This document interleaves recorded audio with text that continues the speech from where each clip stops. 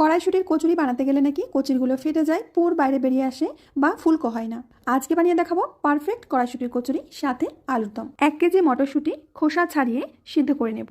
7 থেকে 8 মিনিট মতো সিদ্ধ করতে হবে। 2 কাপ ময়দা, হাফ চামচ লবণ, 1 চামচ চিনির গুঁড়ো, সাথে দেবো 2 থেকে 3 টেবিল চামচ মতো সাদা তেল। খুব ভালো করে ময়দাটাকে ময়ান করে নিয়ে উষ্ণ গরম জল দিয়ে ময়দাটাকে মেখে নিতে হবে একদম সফট করে। কিছুক্ষণ পর মটরশুঁটিগুলো জল থেকে তুলে নেব।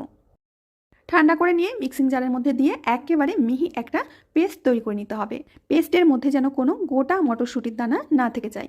কড়াইতে 2 চামচ সাদা তেল দিয়ে কালো জিরে, হিং আর মৌরির গুঁড়ো, আদা, কাঁচা লঙ্কা ফোড়ন দিয়ে ভেজে নিতে হবে। দিয়ে দেবো বেটে রাখা মটরশুঁটি। কিছুক্ষণ কষে নেওয়ার পর দিয়ে দেবো 1 চামচ মতো ভাজা ধনে জিরে গুঁড়ো, লবণ আর চিনি। খুব ভালো করে রান্না করে নিয়ে শুকনো শুকনো করে নামিয়ে নিতে হবে। আর এরই মধ্যে আমি আলুর দমটাও রেডি করে নিয়েছি। এই ভিডিওর বড় ভিডিওটা রিলেটেড ভিডিওতে দেওয়া থাকবে, সেখান থেকে দেখে নিতে পারো।